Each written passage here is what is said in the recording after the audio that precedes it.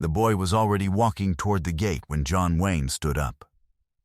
It was August 1951, and the back lot at Republic Pictures smelled the way it always did in the deep California summer: baking tar, hot canvas, the faint chemical bite of fresh-painted sets drying too fast in air that had no intention of cooling before dark.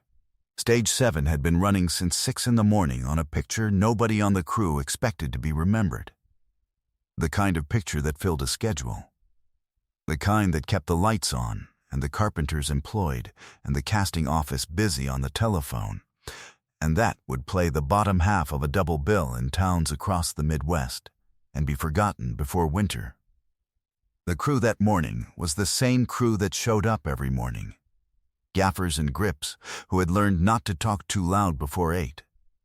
Wardrobe girls with pins between their lips and coffee going cold on folding tables.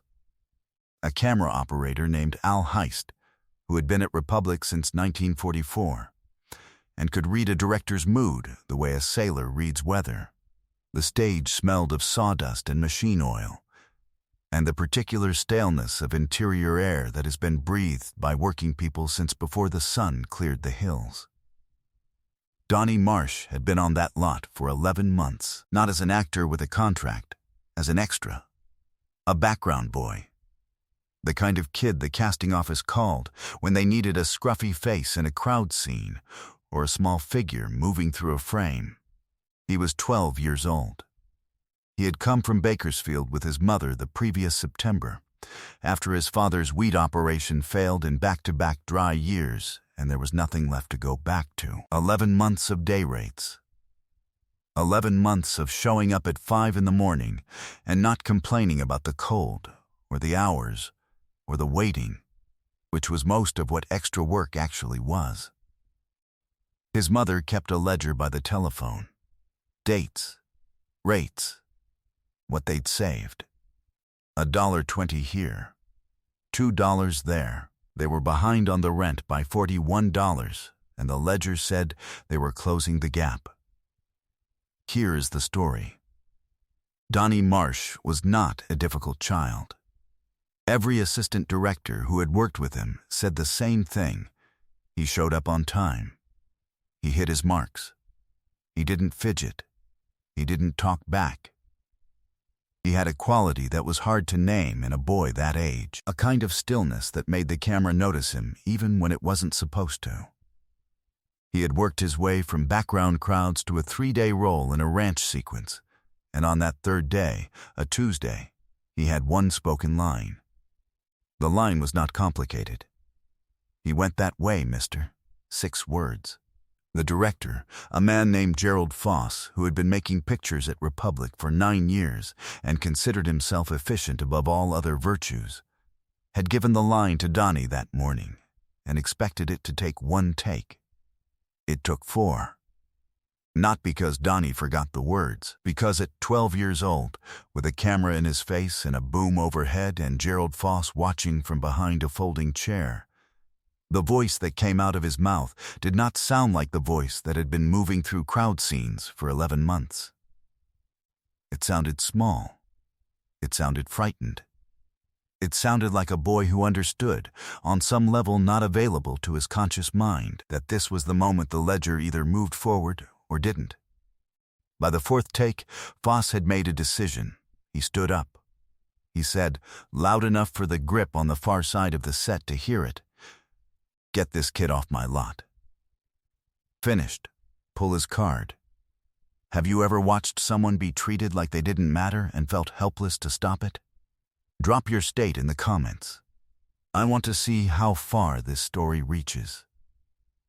The crew went still the way crews go still when a director does something that everyone knows is wrong, but no one has any authority to correct. The wardrobe woman near the rack of coats looked at the floor. The camera operator turned and began adjusting something on the lens that did not need adjusting. The assistant director had the boy's card in his hand and was looking at it the way a man looks at a thing he is required to do and wishes he were not. Donnie Marsh picked up his hat from the prop table. He did not argue. He had been raised to understand that men in chairs behind cameras were men whose decisions stood, and that 12-year-old boys from Bakersfield did not push back. He walked toward the stage door. He was almost to it. The chair scraped back slow across the concrete. Not loud, not dramatic. The kind of sound a chair makes when a large man stands up deliberately and isn't in any particular hurry. John Wayne had been in the far corner of the stage in a canvas chair since 7:30, waiting on a lighting setup for a different sequence in a different part of the picture. He had a cup of coffee in his hand that had been cooling for 20 minutes. He set it down on the folding table beside him. He stood. He walked the way he walked across every set he had ever worked on, like the ground belonged to him and he wasn't rushing to prove it. He crossed the floor in a direction that took him past Gerald Foss, and he stopped there. He did not look at Donnie. He looked at Foss. His voice dropped the way it always dropped when he'd made up his mind. Not loud. Quieter than the ambient noise of the studio. The kid stays. Shoot it again. Foss had been making pictures at Republic for 9 years. He knew who he was talking to.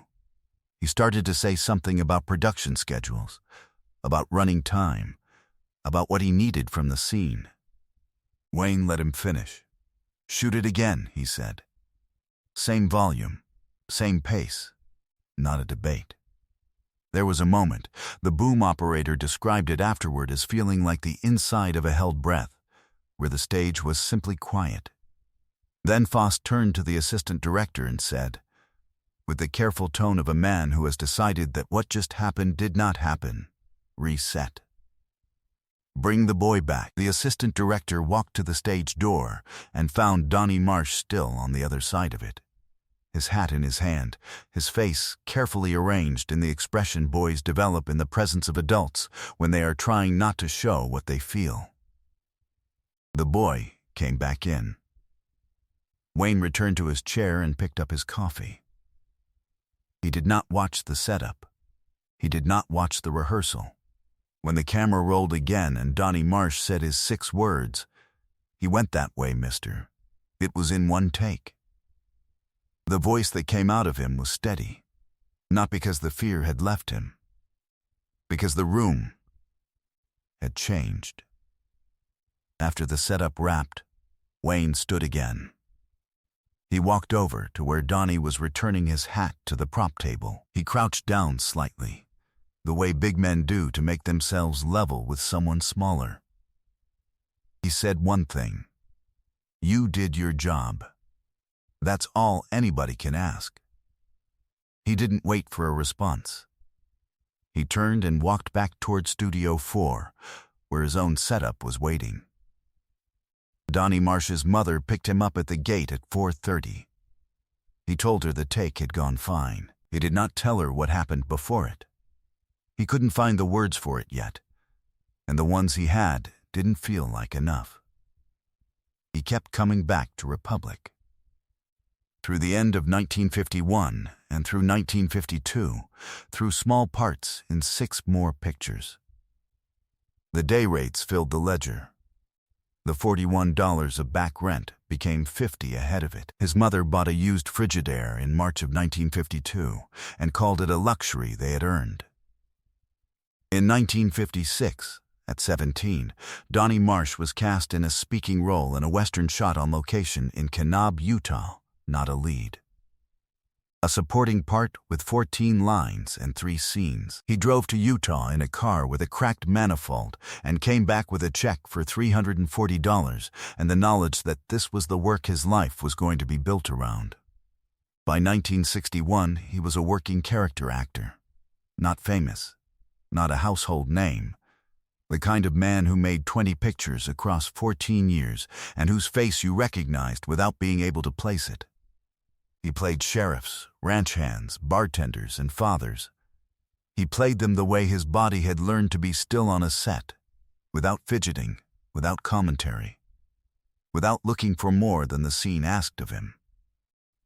He had a daughter, Carolyn, born in 1963. She grew up watching her father disappear into productions and return with the particular quiet that comes from men who do work that costs something.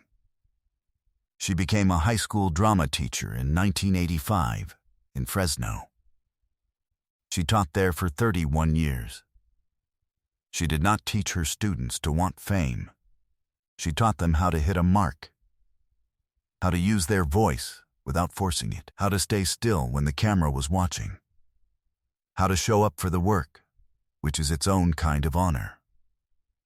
He had a daughter, Carolyn, born in 1963. She grew up watching her father disappear into productions and return with the particular quiet that comes from men who do work that costs something. She became a high school drama teacher in 1985 in Fresno. She taught there for 31 years. In that time, she worked with roughly 775 students. She did not teach them to want fame. She taught them how to hit a mark, how to use their voice without forcing it, how to stay still when the camera was watching, how to show up for the work, which is its own kind of honor. She told them about her father, not about the industry. About the day a man in a canvas chair had stood up for a 12-year-old boy on a Republic stage in August 1951, and how a thing that small had made a thing that large.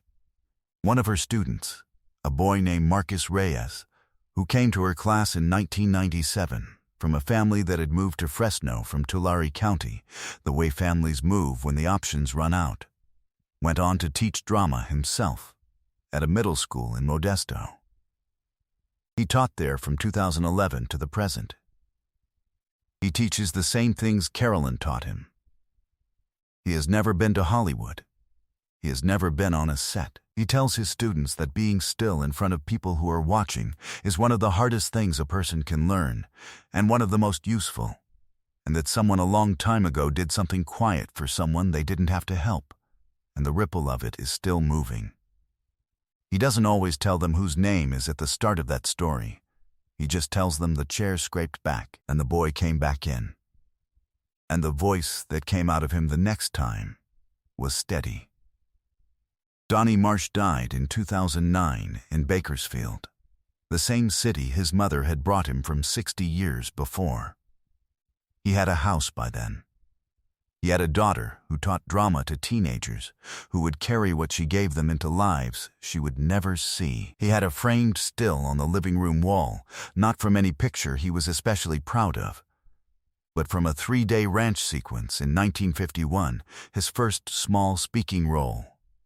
His face at 12 years old, wearing a look that only shows up in people who have just survived something they didn't expect to survive. The still hangs there still. His daughter has the house now. She keeps it where he kept it. In the afternoon, around 3 o'clock, when the light comes through the living room window from the west, it falls across the boy's face in the photograph, the way light falls on things that have been waiting a long time to be seen. John Wayne never told anyone.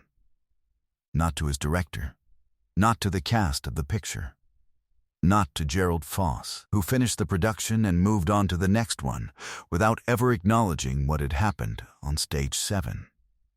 Not in an interview, not in any letter anyone ever found. What happened that morning on the Republic backlot was not a story Wayne carried as a story. It was simply what he did, and then it was done. And he went back to his setup in Studio 4. There is a kind of man who notices the people that most rooms have decided not to see, who understands, without having to think about it, that the boy walking toward the gate is the same boy who showed up at 5 in the morning and did his job without complaint, and that the man in the folding chair is not the final word on what that's worth. The chair scrapes back. The walk is slow. The words, when they come, are for. If this story reached you, share it with someone who needs to hear it. Subscribe if you haven't yet. There are more stories like this one, and every one of them deserves to be told. And unfortunately, they don't make men like John Wayne anymore.